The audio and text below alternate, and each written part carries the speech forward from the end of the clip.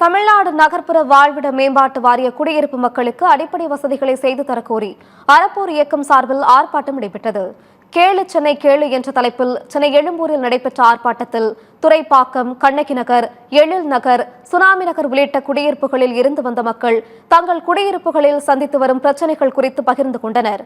கட்டிடங்கள் புனரமைப்பு, சுத்தமான குடிநீர், போதைப்பொருள் பயன்பாட்டை தடுப்பது உள்ளிட்ட 10 பிரதான கோரிக்கைகளை அரசுக்கு முன்வைத்தனர். தொடர்ந்து செய்தியாளர்களிடம் பேசிய அறப்போர் இயக்கத்தின் ஒருங்கிணைப்பாளர் ஜெயராம் வெங்கடேஷ், தமிழ்நாடு நகர்ப்புற வாழ்விட மேம்பாட்டு வாரிய குடியிருப்பு பகுதிகளில் வாழும் மக்கள் தினந்தோறும் பல்வேறு சிரமங்களை சந்தித்து வருவதாகவும் அதை எதையும் அரசு சரி செய்யாமல் தொடர்ந்து அலட்சிய போக்கில் உள்ளதாகவும் குற்றம் சாட்டினார்.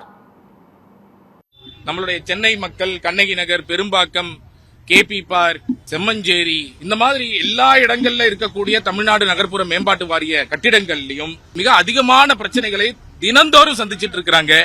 அது சீலிங் ஒழுகிறதுல இருந்து ஆரம்பிச்சு ஒவ்வொரு நாளும் அவங்க வீட்டுக்குள்ள இருக்கிறதும் வெளியில இருக்கிறதும் ஒண்ணுதாங்கிற அளவுக்கு அவங்களுடைய வீடுகள்ல அவ்வளவு ஈரம் மேலேந்து தினம் ஒழுகுது. அவர்களுடைய அந்த சவர தொட்டா ஆணி அடிச்சா கீழே விழுகக்கூடிய சிச்சுவேஷன். கிரவுண்ட் புளோர்ல இருக்கிறவங்களுக்கு வீட்டுக்குள்ள சாக்கடை ஓடி வருது. இந்த மாதிரி பல்வேறு விதமான லிப்ட் இருக்கு, ஆனா அது வேலை செய்ய மாட்டேங்குது. ரொம்ப முக்கியமாக போதை பிரச்சனை ஒரு மிகப்பெரிய அளவுல போதை மருந்து பிரச்சனை அங்க இருக்கு. ஆனால் அரசு இது எதையுமே காது கொடுத்து கேட்காமல், இது எதையுமே நிவர்த்தி செய்யாமல் தொடர்ந்து அவர்கள் ஒரு அலட்சிய போக்கில் இந்த மக்கள் எக்கேடு கெட்டு போனால் என்ன அப்படிங்கிற அளவுல இந்த அரசு செயல்படுவதை நாங்கள் வன்மையாக கண்டிக்கிறோம்.